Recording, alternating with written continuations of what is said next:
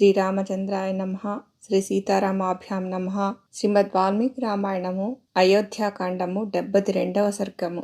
తన తల్లియగు కైకేయి ద్వారా తండ్రియగు దశరథుని మరణవార్తను సీతారామ లక్ష్మణుల వనవాస వృత్తాంతమును విని భరతుడు మిగుల పరితపించుట. రాజభవనమున తన తండ్రియగు దశరథుడు కనపడకపోవుటచే భరతుడు వెంటనే తన తల్లియగు కైకేయీదేవిని దర్శించుటకై ఆమె భవనమునకు వెళ్ళెను. ఇంతవరకును మాతామహుని అనగా కేకయరాజు కడనున్న భరతుడు తన దగ్గరకు రాగా కైకేయి అతనిని చూచి పట్టలేని ఆనందముతో బంగారు సింహాసనము నుండి ఒక్క ఉదుటున లేచెను. ధర్మాత్ముడైన భరతుడు కళావిహీనమయ్యున్న తన మాతృగృహమున ప్రవేశించి తల్లి యొక్క శుభచరణములకు ప్రణమిల్లెను. అంతట కైకేయి తేజస్వి అయిన భరతుని అక్కున చేర్చుకొని శిరమును మూర్కొని అతనిని ఒడిలో కూర్చుండబెట్టుకుని ఇట్లు ప్రశ్నింపసాగెను. నాయనా భరత, పూజ్యులైన తాతగారి ఇంటి నుండి బయలుదేరి ఎన్ని దినములు గడిచినవి? రథముపై వేగముగా పయనించుటచే నీవు త్రోవలో అంతగా అలసిపోలేదు కదా? మీ తాతయ్యన కేకయ మహారాజు మేనమామ యుధాజిత్తు కుశలమే గదా? కుమారా, తాతగారి ఇంట సుఖముగానే ఉంటివి గదా? అన్నియును పూసగుర్చినట్లు చెప్పుము. తల్లి కైకేయి తనను ఇట్లు అడిగిన పిమ్మట రాజకుమారుడు కమలాక్షుడు అయిన భరతుడు కేకేయ రాజ్యమున తాతగారి ఇంట తన అనుభవములను అన్నింటినీ యథాతథముగా ఆమెకు ఇట్లు వివరించెను. అమ్మా, నేను తాతగారి ఇంటి నుండి బయలుదేరి నేటికి 7 రాత్రులు గడచినవి. అక్కడ తాతగారు, నా మేనమామ యుధాజిత్తు మొదలగు వారు అందరూ కుశలమే. శత్రుభయంకరుడైన కేకేయ మహారాజు గారు నాకు సమృద్ధిగా ధనమును రత్నములను మొదలగు వానిని కానుకలుగా ఇచ్చిరి. అవి అన్నీయును వాహనములపై వచ్చుచూ దారిలోనున్నవి. నా కొరకు వచ్చిన దూతలు నన్ను తొందర పెట్టుటచే ఆ కాన్కల వాహనములను తిన్నగా రావలసినదని చెప్పి నేను ముందుగా వచ్చితిని. నేను ఇప్పుడు నిన్ను కొన్ని విషయములను గూర్చి అడిగెదను. వాటిని గురించి నాకు తెలుపుము. తల్లి, సుఖావహనమైన నీ బంగారు తల్పము తండ్రిగారు లేకుండా శూన్యముగానున్నదేమి? మహారాజుగారి పరిజనులు ఎల్లరూ సంతోషముగా లేరేమి?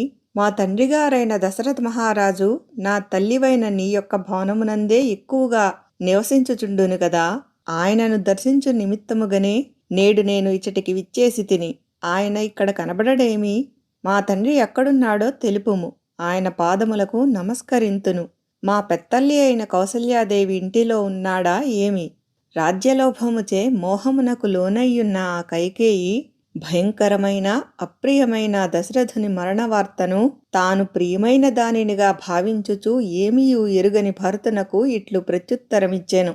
నాయనా భరత, నీ తండ్రి అయిన దశరథ మహారాజు గొప్ప మహాత్ముడు, మిగుల పరాక్రమశాలి, యజ్ఞాచరణశీలుడు, సత్పురుషుల పాలిటి పెన్నిధి. సమస్త ప్రాణులను పొందెడి పరమగతియే నీ తండ్రికిని ప్రాప్తించెను. భరతుడు ధర్మప్రసిద్ధిచే ఉత్తమమైన ఇక్ష్వాకు వంశమున జన్మించినవాడు. ఆయన హృదయము పవిత్రమైనది. అతడు తల్లి పలికిన ఆ ఘోర వార్తను విని దారుణమైన పితృశోకమునకు లోనై తటాలున నేలపై కూలెను.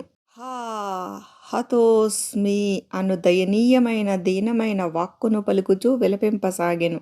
మిక్కిలి భుజబలము గలవాడు పరాక్రమశాలియు అయిన భరతుడు చేతులను నేలకు కొట్టుచూ నేలపై బడి దొర్లసాగెను. పిమ్మట మహా తేజస్వి అయిన భరతుడు పితృమరణ వార్తను విని దుర్భరమైన దుఃఖమునకు లోనై కలత చెందిన మనస్సుతో శోకాక్రాంతుడై విలపించెను. నా తండ్రిగారి చక్కని ఈ శయ్య ఇంతకు ముందు శరత్కాలమునందు పూర్ణచంద్రునితో విలసిల్లుచున్న నిర్మలాకాశము వలె ఉండెడిది. అయ్యో, ఆ తల్పమే నేడు ధీశాలి అయిన మహారాజు లేనందున చంద్రుడు లేని ఆకాశము వలెను నీరెండిపోయిన సముద్రరీతిగాను వెలవెలబోచున్నది. విజేతలలో శ్రేష్ఠుడైన భరతుడు అంతులేని దుఃఖమునకు లోనైన వాడై అందమైన తన ముఖమును వస్త్రముతో కప్పుకొని కన్నీరుగార్చుచూ బిగ్గరగా ఏడువసాగెను. అప్పుడు దేవతుల్యుడును, గజము వలె గంభీరుడును, సూర్యుని వలె ప్రతాపశాలియు, చంద్రుని వలె ఆహ్లాదకరుడును, గండ్రగొడ్డలి చేత నరుకబడిన సాలవృక్షము యొక్క మ్రానువలే నేలపై బడి ఉన్నవాడును, దుఃఖముతో కుమిలిపోవుచున్నవాడును అయిన ఆ భరతకుమారుని కైకేయి లేవనెత్తి ఇట్లు నుడివెను. రాజకుమారా, లెమ్ము. ఓ యశస్వి, నీవు నేలపై బడి ఇట్లు దొరులుచుంటివేలా? నలుగురి చేతను గౌరవింపబడు నీ వంటి సత్పురుషులు ఇట్లు దుఃఖింపరు.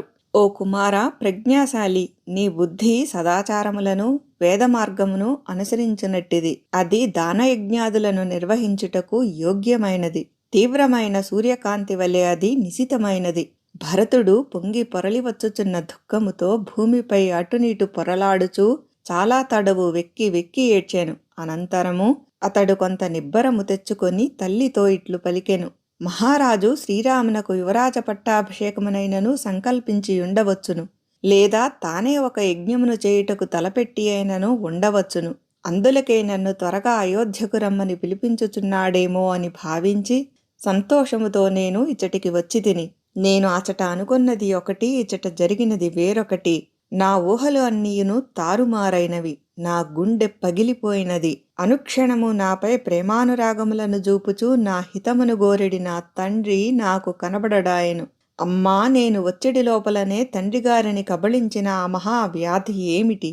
మరణకాలమున ఆయన ఎదుట నుండి ఆయనకు అంత్య సంస్కారములను నిర్వహించిన ఆ రామాది సోదరులందరూ నిజముగా ధన్యాత్ములు గదా. సహజముగా నేను నాన్నగారి దగ్గరకు చేరినప్పుడు ఆయన నన్ను చేరదీసి నా శిరస్సును మూర్కొనుచుండెడివాడు.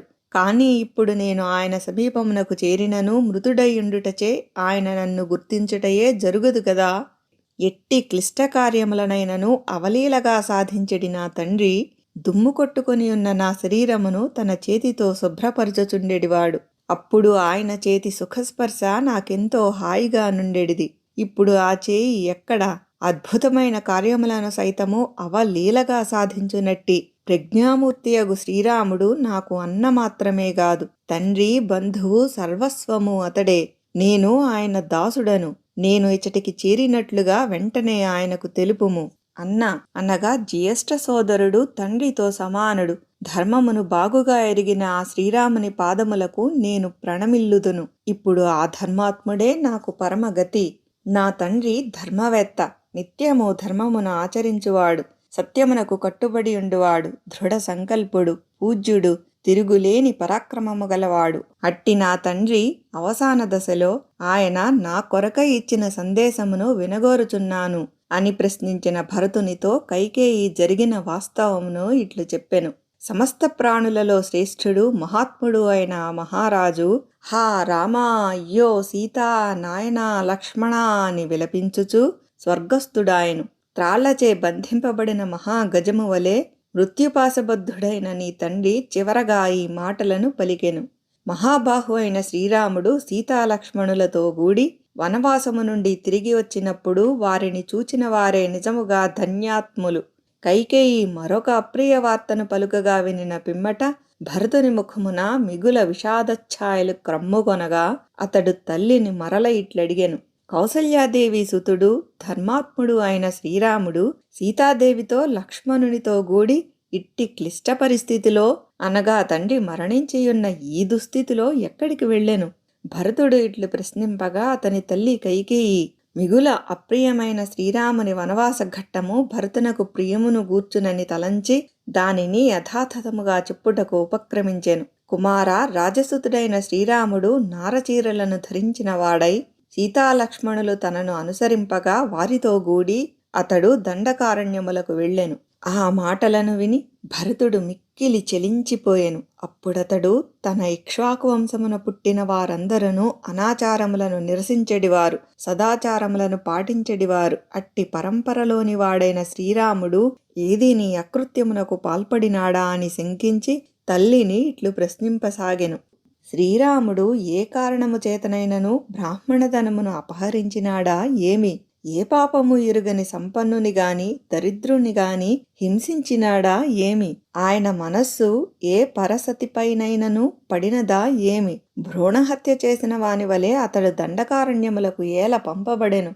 అంతటా చపలచిత్తయైన కైకేయి తన స్త్రీ స్వభావమును అనుసరించి జరిగిన వృత్తాంతమును ఉన్నది ఉన్నట్లుగా అతనికి వివరింప మొదలిడెను. నేను చాలా తెలివిగలదానను అని గర్వపడుచుండునదియు మూర్ఖురాలును అయిన కైకేయి తన కుమారుడైన భరతుని యొక్క ప్రశ్నలకు సమాధానముగా సంతోషముతో ఇట్లు పలుకసాగెను. కుమారా, శ్రీరాముడు ఏ బ్రాహ్మణుని సొత్తును ఏ కొంచెము కూడా అపహరింపలేదు. ఏ దోషమును చేయని ధనికుని గాని దరిద్రుని గాని అతడు హింసింపనే లేదు. అతడు పరసతని కన్నెత్తి అయినను చూడడు. నాయనా భరత, నీ తండ్రి అయిన మహారాజు శ్రీరామునకు యువరాజ పట్టాభిషేకమును చేయుటకు సంకల్పించెను. వెంటనే ఆ వార్త నాకు తెలిసెను. అప్పుడు నేను లోగడ మీ తండ్రి నాకు వాగ్దానము చేసియున్న వరద్వయమును అనుసరించి శ్రీరాముని వనవాసమునకు పంపవలసినదిగాను నీకు యువరాజ పట్టాభిషేకమును చేయవలసినదిగను మహారాజును కోరితిని.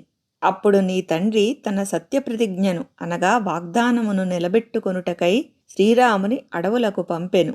అప్పుడు సీతాదేవియు లక్ష్మణుడును ఆయనను అనుసరించి వెళ్ళిరి. మిక్కిలి ఖ్యాతి వహించిన ఆ మహారాజు తన ప్రియపుత్రుడైన శ్రీరాముడు కనుల ముందర కనబడకపోవుటచే పుత్రశోకము వలన మిగుల పరితప్తుడై స్వర్గస్థుడాయను. రాజనీతిజ్ఞుడవైన ఓ భరత, నీ కొరక ఈ విధముగా ఈ సమస్త కార్యమును నేనే నిర్వహించి తిని కనుక నీవు మహారాజ పదవిని చేపట్టుము. ఓ పుత్రా, నీవు శోకసంతాపములను వీడుము, ధైర్యమును వహింపుము. ఈ అయోధ్యానగరమునకును నిష్కంటకమైన ఈ కోసల రాజ్యమునకును ఇక నీవే అధిపతివి. నాయనా భరత, అందువలన బాగుగా విధి విధానములను ఎరిగిన వశిష్ఠ మహర్షి మొదలగు ప్రముఖులైన బ్రాహ్మణోత్తములతో కూడి సాటిలేని పరాక్రమశాలి అయిన నీ తండ్రి అగు మహారాజునకు అంత్య సంస్కారములను నెరపుము. వెంటనే ఈ కోసల రాజ్యసింహాసనమున పట్టాభిషిక్తుడవు కమ్ము. వాల్మీకి మహర్షి విరచితమై ఆదికావ్యమైన శ్రీమద్ రామాయణమునందలి అయోధ్యాకాండమునందు 72వ సర్గము సమాప్తము.